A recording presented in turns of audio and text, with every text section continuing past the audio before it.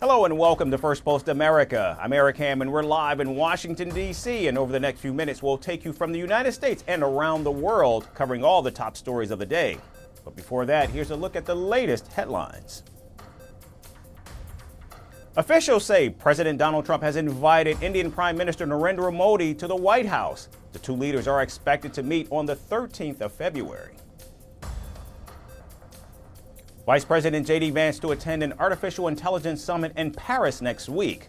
Other attendees including OpenAI CEO Sam Altman and Google CEO Sundar Pichai will discuss challenges posed by Chinese AI to Europe and the United States. Ecuador announces 27% tariffs on Mexico, citing abusive trade practices by the Mexican government. Quito imported goods worth $541 million from Mexico last year, but exported goods worth just $200 million. Armed gangs launch an attack on one of the wealthiest neighborhoods in Haiti's capital, Port-au-Prince, killing at least 50 and wounding dozens more. The violent gangs also torched at least 100 homes. And the North African country of Algeria says it is now ready to normalize ties with Israel if Palestine is given statehood. The Algerian president's remarks are a notable departure from the country's traditional anti-Israel stance.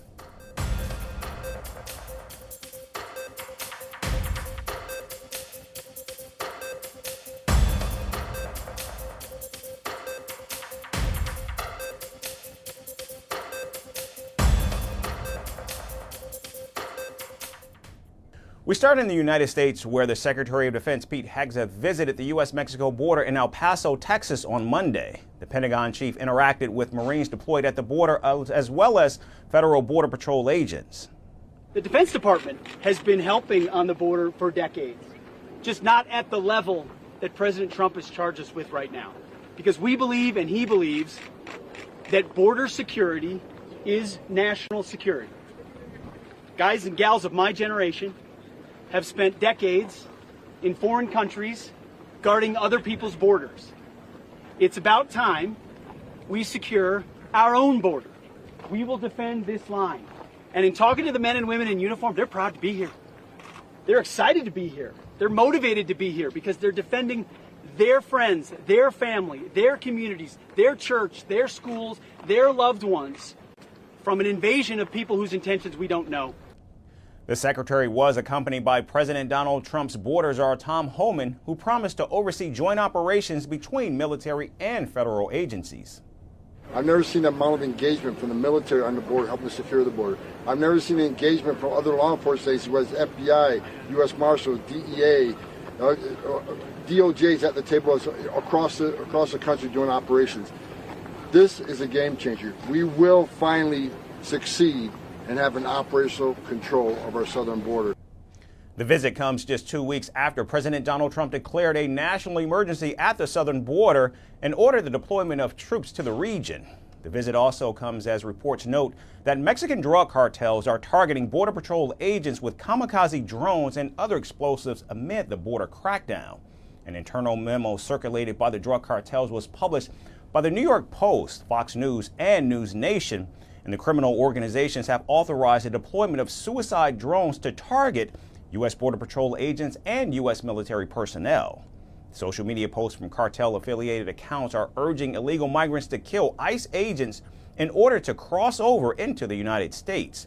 In fact, last week, Border Patrol agents faced gunfire from cartels while patrolling in Fronton, Texas. Texas officials now say the cartels have fled the area after U.S. Marines were deployed in Fronton to replace the Border Patrol agents.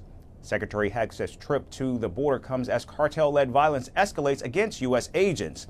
And Pete Hegseth has pledged to deploy thousands of additional troops to the region to assist border officials repel what the Trump administration is calling an invasion of the United States.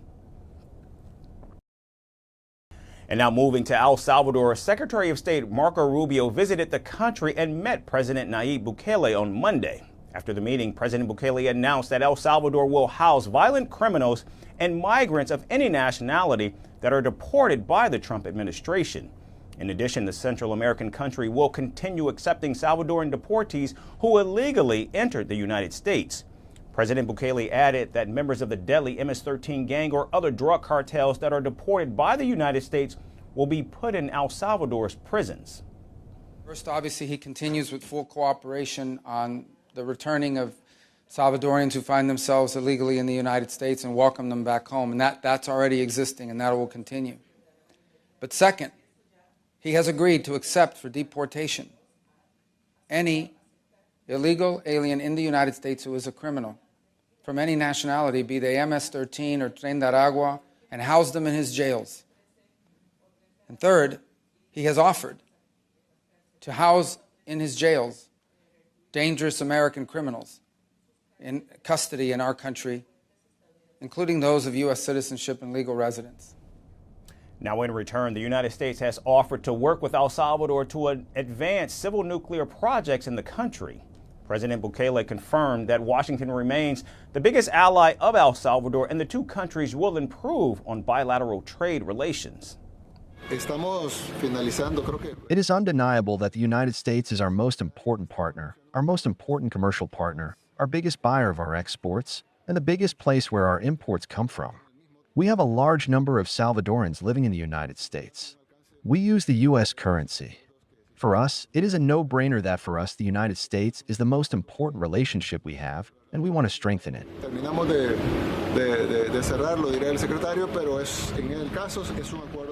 The technologies, like nuclear energy, that will allow you to power a 21st century and economy, that will allow this to be the home of every advanced technology and industry of this new era.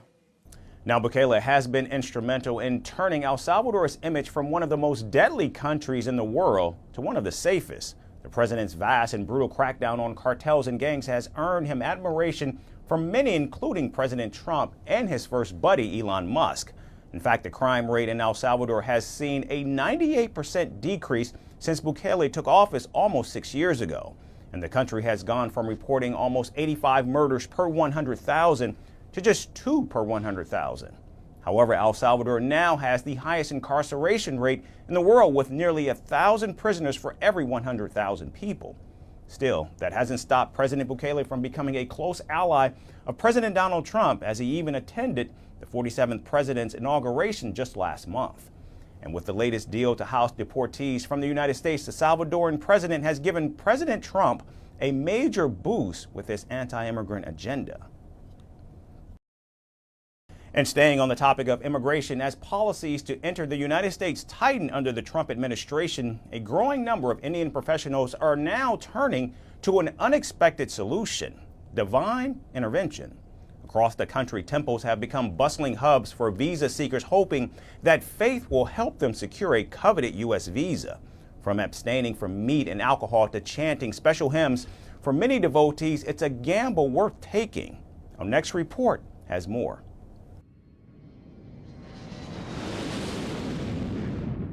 In the face of increasingly stringent U.S. immigration policies, a surprising trend has emerged among India's professional hopefuls. They are turning to divine intervention in the hopes of securing a U.S. visa. After all, when U.S. President Donald Trump has made it harder for people to get into the land of the free, who better to help than a deity? One of the most popular spiritual havens is the Chamatkari Hanuman temple in India's Ahmedabad city, affectionately known as the Visa Hanuman. Located in the western state of Gujarat, this temple has become the go-to place for visa aspirants praying for a touch of luck, or perhaps just a few divine loopholes in their journey to the United States. Here, Lord Hanuman, beloved for his strength and devotion, is seen as the guardian of the visas.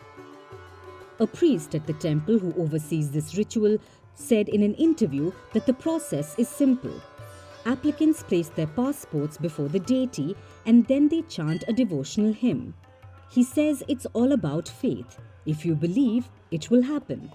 If doubts creep in, disappointment follows.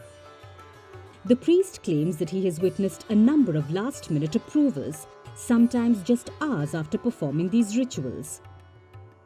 It's not just the locals in Gujarat flocking to Lord Hanuman for help. Visa seekers from all over India, each with a prayer and passport in hand, are making pilgrimages to the temple. They are all convinced of its magical power. For these hopefuls, emigration to the US is more than just a career move, it's a status symbol, even if President Trump's administration has made it a little harder to get a foot in the door. Elsewhere in India, devotees are doubling down on their religious visa rituals. At the Chilkur Balaji temple in Hyderabad, better known as the Visa God Shrine, hopeful emigrants are completing 108 barefoot circumambulations and chanting prayers in hopes of visa approval. Many even return to the temple to thank the visa god for their success. It feels like the divine hand gently pushes these applications to the top of the pile. Meanwhile, in India's capital, New Delhi, devotees are going to extreme lengths. Visitors of the Sri Siddhi Peeth Chamatkari Hanuman Mandir are abstaining from meat, alcohol, onion and garlic for 41 days in a desperate attempt to secure a visa to the United States. This process is followed by another. Visa seekers write their wishes on pieces of paper. Then these papers are placed in front of the deity and then chanted over before being placed securely in a sacred box. The priest of the New Delhi temple says that many come to the temple in a very disturbed state of mind. Some even consider this as their last resort. The priest says, and I quote, "We usually find that their wishes do come true." It seems that when it comes to US visas, many Indians are placing their hopes in the hands of both Uncle Sam and their chosen deity. Whether it's a miracle or coincidence remains to be seen. But one thing's for sure, when it comes to securing a US visa, no prayer is too big and no temple too small. Vice President J.D. Vance is barely 2 weeks into his new role, but questions about the 2028 presidential race are already beginning to swirl. In fact, in a recent interview with Fox News, he was asked if he plans to run for president, and his response was a careful sidestep, saying, quote, "We'll see what happens," end quote. The vice president even defended President Trump's DEI comments after the Washington plane crash, but backtracked to say the president wasn't blaming anybody. Our next report shows how Vice President Vance is softening President Trump's blows one interview at a time. The Trump-Vance administration is only 2 weeks old, but the 2028 race is already a hot topic. In a recent interview with Fox News, when Vice President J.D. Vance was pressed about his future ambitions, he chose to remain tight-lipped, saying, "We'll see what happens." We'll see what happens in 2028. But the way that I think about this is the best thing for my future is actually the best thing for the American people, which is that we do a really good job over the next 3.5 years. As etched in the American politics, over half of all vice presidents in the US history have sought presidency, and at least 15 have made it to the Oval Office. But 8 of those only got there after a president's death. And Vance, at just 40 years old, is the youngest vice president in decades. His age, popularity and close ties to Trump make him a natural frontrunner, because the MAGA world sees him as their heir to the movement. But the field could be crowded and other conservative figures will likely enter the race. A recent poll suggests Vance has an early advantage. The survey conducted from January 22 to 27 asked 453 Republicans who they would support in a 2028 primary. Vance led with 27% of the vote, and right behind him was Donald Trump Jr. at 21% of the votes.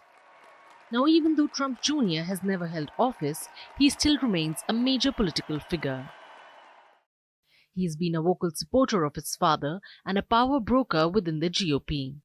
While some believe his last name alone could give him an edge, the others question whether he has the political experience to compete. Vance may not be confirming a run, but he's already taking on major issues. During the same interview, he even defended Trump's controversial remarks on a plane crash in Washington, D.C. Trump suggested diversity hiring policies weakened the FAA. And Vance backed him up, saying these policies led to air traffic controller shortages. The president made very clear that he wasn't blaming anybody, but he was being very explicit about the fact that DEI policies have led our air traffic controllers to be short-staffed. That is a scandal. Thankfully, it's a scandal that the president has stopped. Vice President Vance then further added that it is important to investigate everything, declaring that the controls did not have enough staffing because several potential people were turned away. But let's just say the person at the controls didn't have enough staffing around him or her because we were turning people away because of DEI reasons. There is a very direct connection between the policies of the last administration and short-staffed air traffic controllers. Since the Washington plane crash last week, President Trump has already acted on his concerns. Just after the crash was reported, he signed an executive order rolling back DEI hiring efforts in federal agencies. He also appointed Chris Rochelaw as acting FAA administrator, and the Senate will later confirm a permanent replacement. I would say the answer is yes. If we find that people aren't mentally competent, you see the language. The language is put out by them. And if you see that, I'm not going to bore you by reading it again, but these are not people that should be doing this particular job. They'd be very good for certain jobs, but not people that should be doing this particular job. For now, the 2028 race remains in the background. But Vance is playing the perfect role of a trusted soldier. The president and the vice president have a clear strategy. Trump ignites the flame with his fiery remarks, and Vance comes in a day or two later to soften up the blow with fact, compassion, and openness. This has been evident at multiple times now. From defending Trump's order to end birthright citizenship to now saying that the air traffic controllers were non-DEI hires, despite Trump claiming they were. However, what may seem like backtracks are far from it. Vance has mastered the art of showing support for his president without firing from the hip. And it's not just about housekeeping. Vance has stood by Trump on Greenland, deporting illegal migrants to even tariffs. The senator from Ohio is more than just the vice president. He is, in every sense, Trump's most loyal wingman. And finally, in the United Kingdom, a 23-year-old former British soldier, Daniel Khalif, has been sentenced to 14 years and 3 months in prison for espionage and escaping custody. The sentencing took place at a court in southeast London where the judge described Khalif's actions as reckless and dangerous. So accept the prosecution's submission that a British soldier being in contact with Iranians while on American soil during a large multi-force joint exercise has the potential for diplomatic harm to the United Kingdom's relationship with its allies. Overall, I conclude that the level of harm in your case is of a moderate to high degree rather than minimal or the most grave. During the verdict, Khalif was found guilty of passing sensitive military information, including the names of Special Forces personnel, to Iranian intelligence agencies between 2018 and 2021. The details of Special Services personnel are undoubtedly valuable, and giving them to an enemy state would have very substantially increased the risk to them and to their operational effectiveness. I cannot be sure that you did pass them to your handlers, but I am sure that you did obtain them for that reason. The court even found the British soldier guilty of contacting Iranian operatives through social media and later collecting $2,000 in a park in North London. You passed information you had gathered to those agents of an enemy state. You allowed them to know your personal details and movements, including when you were deployed to an international training operation in the United States of America. You travelled to Istanbul to meet with them, and on 2 occasions you received payment for your services. In September of 2023, Khalif made headlines by escaping from Wandsworth Prison while awaiting trial. Strapping himself to the underside of a food delivery truck, he managed to elude capture for 75 hours.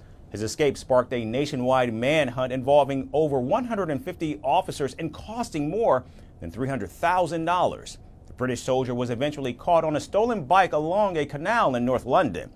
Now, despite Khalif's claims that the information he passed on was useless, authorities believe his actions pose a significant threat to the British Army. Security failures at Wandsworth Prison were also exposed, with an audit revealing 81 security breaches, including faulty CCTV cameras and staff shortages. Committing an act prejudicial to the safety or interests of the state, the sentence is 6 years imprisonment. For eliciting information about members of the armed forces, the sentence is 6 years consecutive, consisting of a custodial term of 5 years and a further period of 1 year when you'll be subject to licence. For escape, the sentence is 2 years, 3 months imprisonment consecutive. A discount of approximately 5% has been made for the late admission to that offence. You are subject to the notification requirements in Part 4 of the Counter-Terrorism Act 2008 for 15 years. I impose the surcharge. As the British soldier was taken away from court, one question continues to linger. What secrets did he share with Iran, and will they ever be uncovered? That's First Post America for this Tuesday. I'm Eric Ham, signing off from our studios in Washington, D.C. Thanks again, everyone, for tuning in.